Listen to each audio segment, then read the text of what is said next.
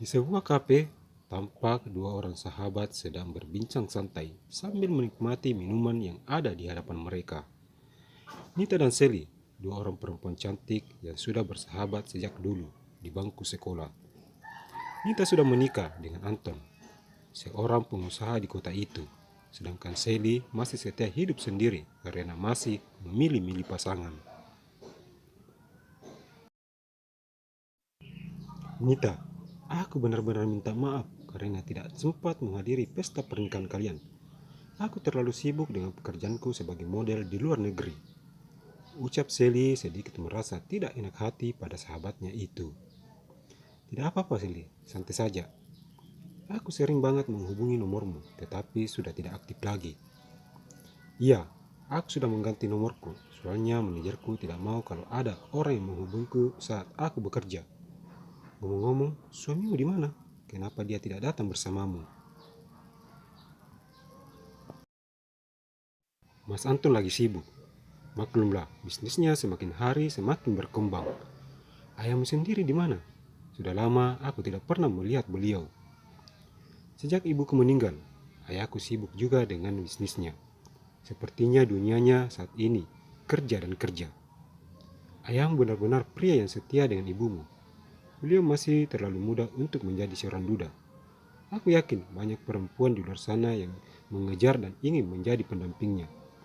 Sudah tampan dan pebisnis handal. Sudahlah, aku tidak mau membahas dia, biarkan dia dengan kehidupannya sendiri.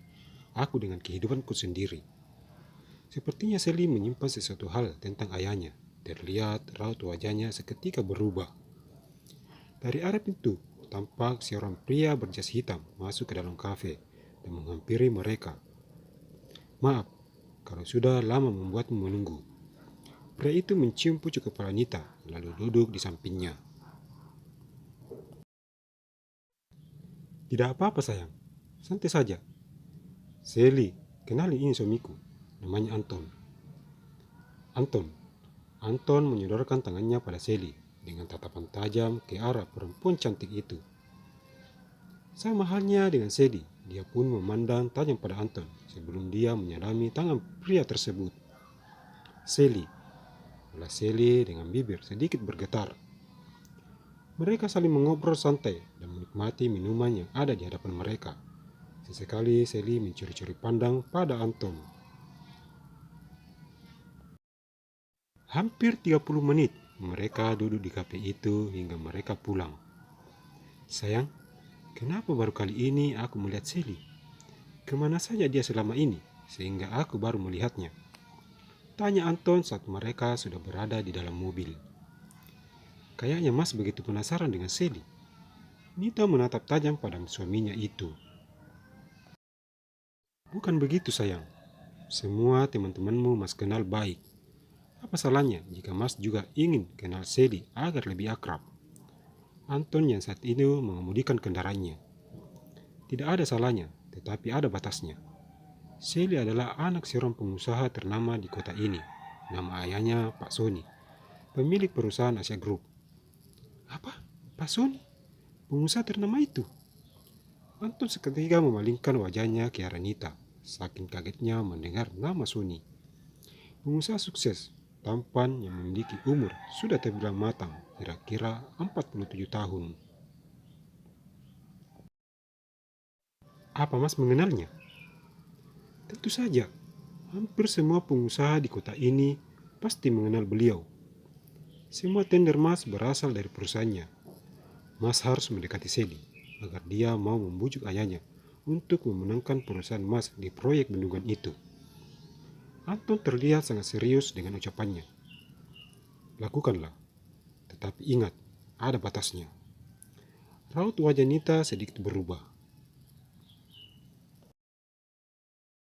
Sepertinya kamu cemburu.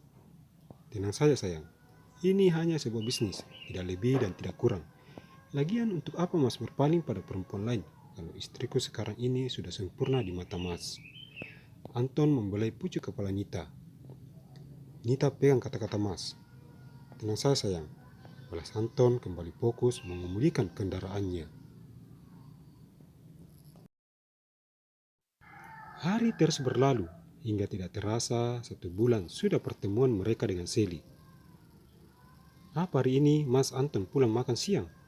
Aku sudah masak makanan kesukaan Mas, tanya Nita saat menelpon Anton suaminya. Mas tidak pulang, banyak pekerjaan yang harus Mas kerjakan. Sudah dulu, Mas sangat sibuk. Satu lagi, jangan hubungi Mas kalau bukan Mas yang hubungi kamu. Anton segera memutuskan sambungan teleponnya.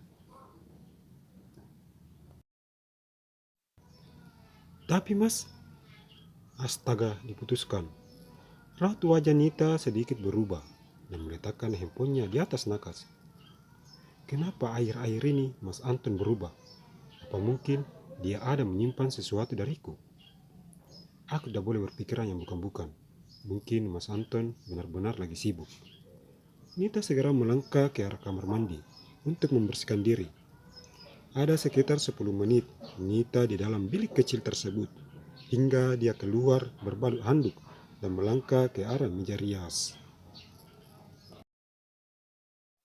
Hari ini, Nita berencana keluar untuk menghilangkan kejenuhan. Makan di luar dan menghibur diri di pusat perbelanjaan seperti yang sering dia lakukan bersama Anton. Setelah semuanya sudah beres, Nita pun segera pamit pada Bi Oja. Anita mengemudikan kendaraannya menuju pusat kota dengan kecepatan sedang. Tujuannya saat itu adalah mall yang terletak tepat di tengah-tengah kota.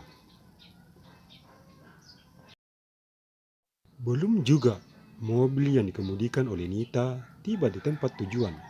Tiba-tiba dia melihat sebuah mobil yang sudah tidak asing lagi baginya, berbelok masuk ke sebuah hotel berbintang.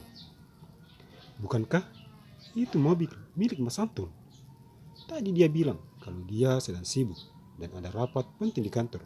Terus, kenapa dia masuk ke dalam hotel? Aku sangat penasaran apa yang sedang dia lakukan di hotel itu.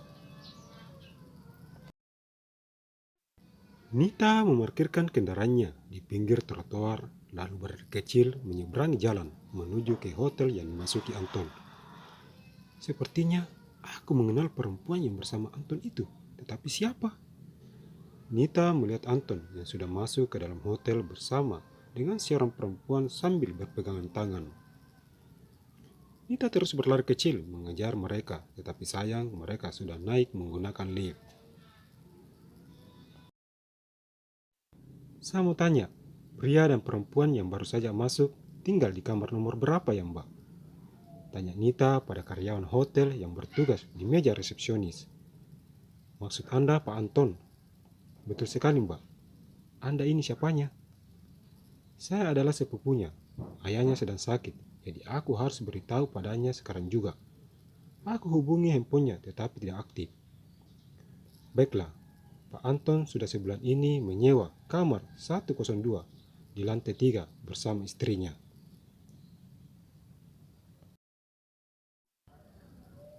Apa? 1 bulan menyewa kamar hotel bersama istrinya? Ucap Nita kaget. Dunianya serasa gelap mendengar ucapan pegawai hotel itu. Apa Mbak baik-baik saja? Tanya pegawai hotel itu sedikit merasa khawatir melihat kondisi Nita yang mulai mengeluarkan keringat dingin. Saya baik-baik saja Mbak. Kalau begitu saya permisi. Nita melangkah sempoyongan menuju ke lift dan naik ke lantai 3. Kembali pintu lift terbuka. Nita keluar dari dalam sana dengan pandangan kosong. Tampak matanya sudah berkaca-kaca, menahan air matanya. Nita melanjutkan langkah kakinya menuju ke arah kamar 102 seperti kata sang pegawai hotel tadi kalau Anton dan istrinya menyewa kamar itu. Setibanya di depan kamar tersebut, Anita mengeluarkan handphonenya lalu menghubungi kontak Anton, tapi sayang, Anton tidak menjawab panggilannya. Nita mengulang kedua kalinya hingga Anton mengangkat juga panggilannya. Sudah kubilang, jangan menghubungiku kalau bukan aku yang menghubungimu. Kenapa kamu susah sekali untuk dibilangi? Suara Anton sedikit meninggi hingga membuat Nita menjauhkan handphonenya dari daun telinganya. Mas, aku hanya mau tanya, apa Mas masih ada di kantor? Tanya Nita begitu lembut. Mau di mana lagi? Sudah, aku sibuk. Anton kembali memutuskan jalinan telepon secara sepihak. Bagi kawan-kawan yang ingin cerita ini atau lanjutin, silakan tinggalkan komen dan jangan lupa di subscribe agar tidak ketinggalan cerita berikutnya karena hanya 2 bab saja. Tamat, terima kasih.